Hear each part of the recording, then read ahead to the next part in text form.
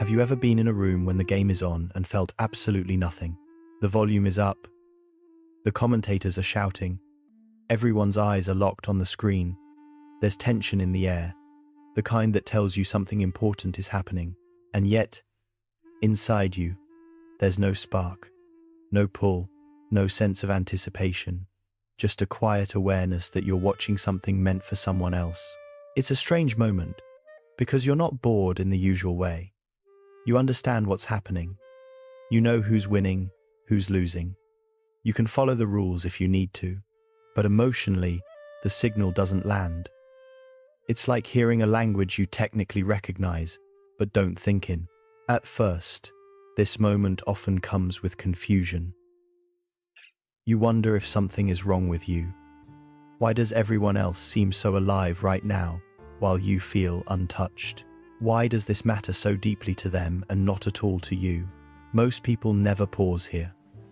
They either force themselves to care or quietly assume they're deficient. But this moment is worth slowing down. Because what if this isn't apathy? What if it's awareness? What if this is simply the instant you realize, this wasn't built for my nervous system, my attention, or the way I connect to meaning? That realization isn't a loss. It's the beginning of understanding how your mind actually works.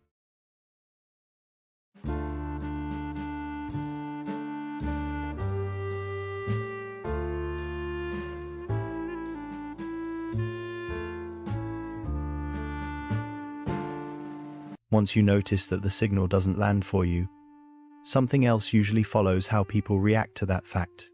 In a culture where sports function as a shared language, not speaking it can quietly mark you as different.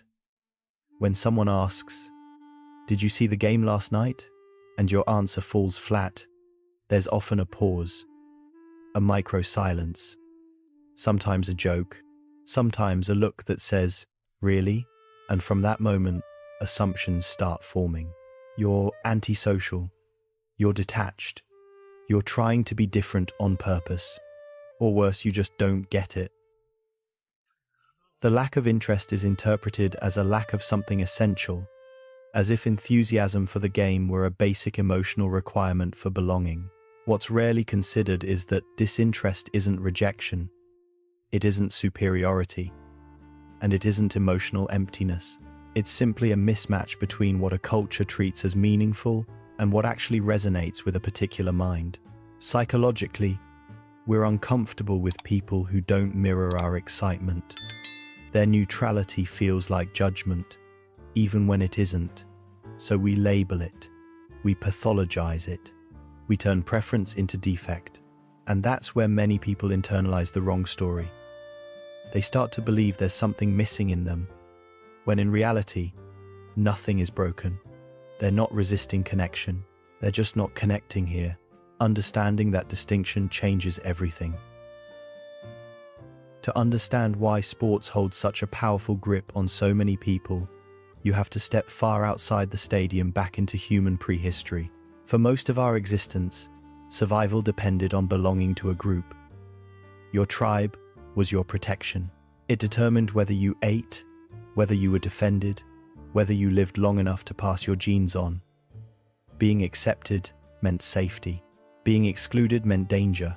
The human brain evolved to take this very seriously. Modern sports plug directly into that ancient wiring. At their core, sports create a clean, emotionally charged version of us versus them. Your city against theirs, your colors against theirs, your side against the enemy. The stakes feel high, even when nothing material is actually at risk, and your nervous system responds as if something real is happening. When a team wins, the brain releases dopamine and testosterone, chemicals associated with reward, dominance, and victory. When a team loses, stress hormones rise. Studies have shown that fans experience measurable hormonal shifts after games, mirroring the same biological patterns our ancestors experienced after successful hunts or territorial wins. This isn't metaphorical, it's physiological. The brain doesn't distinguish between a symbolic victory and a literal one. In 2008, Researchers even observed higher testosterone levels in men whose preferred political candidate won the US presidential election, compared to those whose candidate lost. The context changes. The mechanism doesn't. Sports are effective because they offer a safe, socially sanctioned way to activate the tribal brain. You get the belonging, the emotional release, the shared identity without the physical danger that once came with it. For many people, this feels grounding, energizing, and none of that is accidental. It's the result of systems built to speak fluently to one of the oldest parts of the human mind. Here's where the misunderstanding usually deepens. When sports ignite something primal in most people, it's easy to assume that anyone who doesn't feel that ignition is missing a fundamental human instinct. But psychologically, that isn't what's happening at all. The tribal switch isn't broken. It simply doesn't flip as easily, or in the same situations. Everyone has a threshold for what activates belonging. For some, geography is enough. The city you were born in, the team your parents supported, the colors you grew up seeing on weekends. For others, that threshold is higher. Loyalty needs to be earned through shared values, shared effort, or shared creation, not inherited by accident. From that perspective, sports fandom can feel strangely arbitrary. The team you're expected to defend is determined by where your family happened to live at one point in time. The players change constantly. The owners are distant figures whose loyalty is tied to profit, not people. Franchises relocate overnight if the numbers make sense. And yet, fans are asked to offer unwavering emotional devotion. For some minds, that arrangement doesn't compute. Their nervous system pauses and quietly asks a question most people never articulate. What exactly am I being asked to attach to here? When the answer doesn't feel real or reciprocal, the signal fades, not out of cynicism but out of clarity. This doesn't mean they reject belonging. It means they're selective about it. Their tribal instinct is reserved for places where connection feels mutual, stable, and meaningful. Communities built around ideas, around craft, around shared purpose that doesn't reset every season. So when the tribal switch doesn't flip, it's not indifference, it's discernment. For many people, this difference doesn't suddenly appear in adulthood. It forms quietly, long before anyone ever asks, "So, who's your team?" Our nervous systems are shaped early by what feels safe, regulating, and meaningful in the environments we grow up in.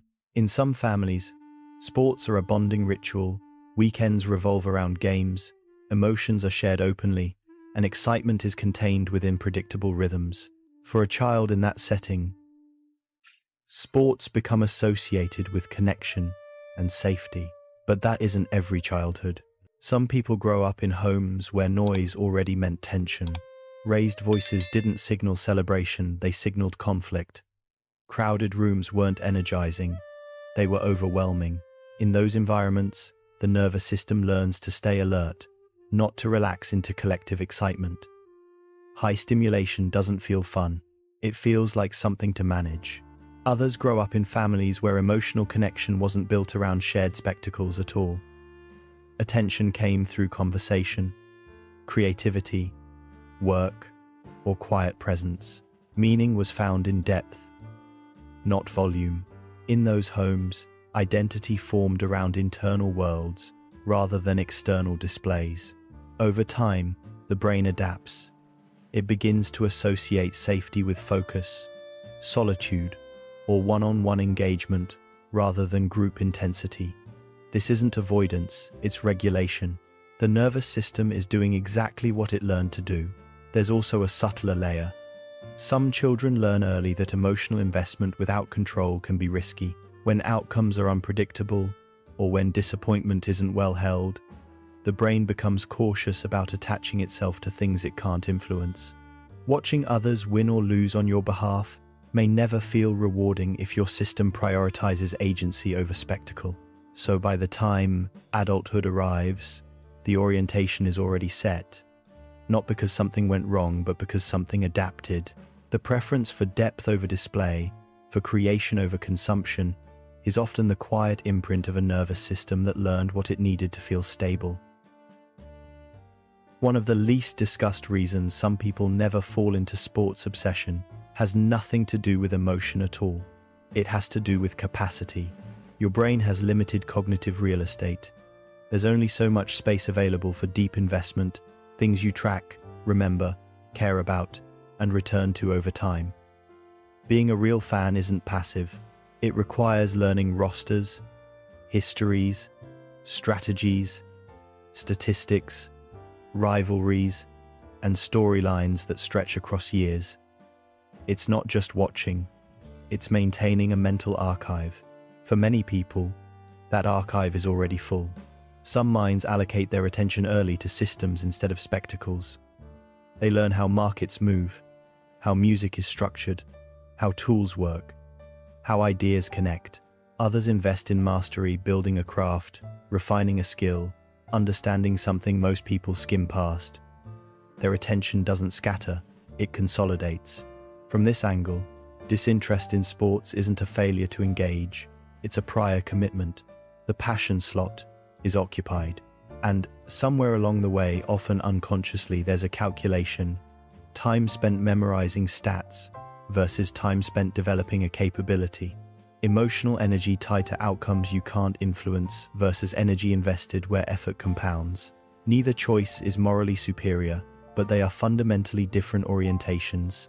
People who don't follow sports haven't opted out of focus. They've concentrated it. Their minds are already running long games, projects, pursuits, systems that don't reset every season. The stadium isn't empty.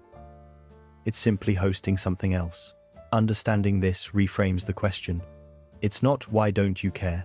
It's what did you care about instead? There's a reason watching sports can feel almost physical, even when you're sitting completely still. Inside your brain are cells called mirror neurons. They activate not only when you perform an action, but when you watch someone else perform it. This is why you flinch when you see someone fall, why your muscles tense when an athlete sprints toward the finish line. Neurologically, you're not just observing, you're simulating. When a quarterback throws a perfect pass or a striker scores a decisive goal, the same motor and reward circuits light up in the spectator's brain as if they were the one making the play. On some level, the brain experiences the victory as shared, borrowed. This is one of the engines behind sports obsession. But mirror neurons don't fire indiscriminately. They require identification. You have to see yourself in the person you're watching. You have to feel a psychological bridge that could be me, or that represents me. Without that bridge, the simulation weakens. The emotional payoff never fully arrives. For people who don't obsess over sports, this system still works. It just attaches elsewhere. Their mirror neurons might light up watching a musician execute a difficult passage, a craftsman shape raw material into something precise, or a thinker articulate an idea with clarity and depth. The surge is the same. The target is different. The difference isn't emotional capacity. It's chosen heroes. Some people borrow their sense of motion and meaning from athletes on a field. Others borrow it from creators, builders, and explorers of ideas. The question was never whether they could feel that vicarious thrill. It was always who they felt connected enough to feel it with. Beneath the jokes, the small talk, and the polite nodding along, there's a layer most people never admit to carrying. Shame, not loud shame, quiet shame. The kind that shows up when you're asked, again. If you watch the game and you already know your answer will create distance, so you soften it, you hedge, you say, I didn't really catch it, instead of the truth. It didn't move me at all. Over time, these moments accumulate. You start to feel slightly misaligned with the room, like you're always half a step out of sync with what everyone else finds exciting. And because humans are social learners, your brain starts searching for the problem. Why don't I feel this? Why does it seem so easy for everyone else? In a culture that treats shared enthusiasm as proof of normalcy, neutrality can feel like a flaw. Disinterest gets misread as judgment. Silence gets mistaken for emptiness. And slowly, Many people internalize the idea that something is missing in them, but shame thrives on misattribution. What's actually happening isn't emotional deficiency, it's mismatch. Your nervous system isn't broken, your attention isn't cold. They're just not designed to light up on command for collective spectacle. The shame comes from comparing internal truth to external expectation. Once that distinction becomes clear, the weight begins to lift. You're not failing to participate. You're participating differently. And there is nothing defective about a system that refuses to fake enthusiasm for belonging.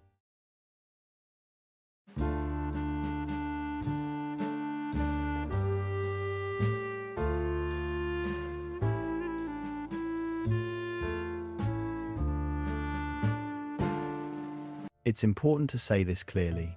There is nothing wrong with the way sports pull people out of their daily lives. For many, a big game is a sanctioned pause. For a few hours, work disappears. Worries soften. Attention narrows to something simple and shared. Time collapses. In psychological terms, that's absorption, a state not unlike meditation. And for a lot of people, it's healthy. But absorption isn't exclusive to stadiums and screens. People who don't follow sports aren't immune to the need for escape. They just find it through different doors.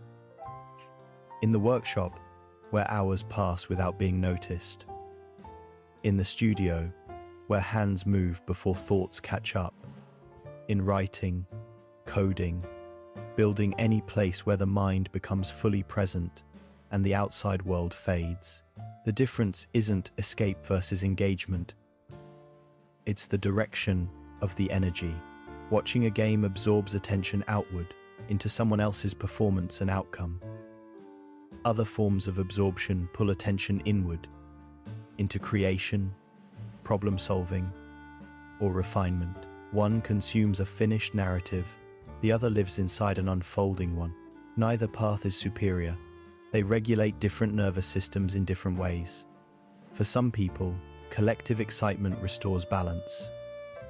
For others, quiet immersion does the same. What matters is the effect. The sense of presence, the temporary relief from self-consciousness, the feeling that, for a while, you're exactly where you're supposed to be. People who don't choose sports haven't rejected escape. They've simply chosen forms of absorption that leave something behind when the moment ends. When you step back and look at the whole picture, a quiet truth begins to settle in. People who don't obsess over sports aren't standing outside of life, watching it pass by. They're participating, just not in the most visible way. While some invest their attention in shared spectacles, others invested in slow, personal arenas that don't come with crowds or commentary. Their silence during the game isn't emptiness. It's concentration. It's a mind turned towards something it's building, refining, or trying to understand. Something that won't be decided by a final score or reset when the season ends. This isn't about rejecting joy, community, or tradition.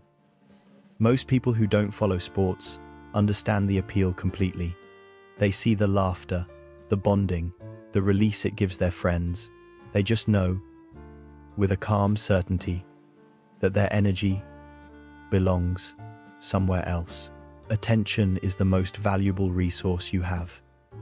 Where you point it shapes the kind of person you become. Some people point it toward watching championships unfold. Others point it toward creating something that didn't exist before. That difference doesn't make one path better than the other, but it does explain why the signal never landed and why it never needed to. If this video put words to something you felt but never quite articulated, you're not alone. I'd love to hear your experience. Drop a comment and share where your attention naturally goes instead. And if you want more conversations like this about the quiet patterns of the human mind, the things we don't usually name, consider subscribing to the channel. We explore these spaces together.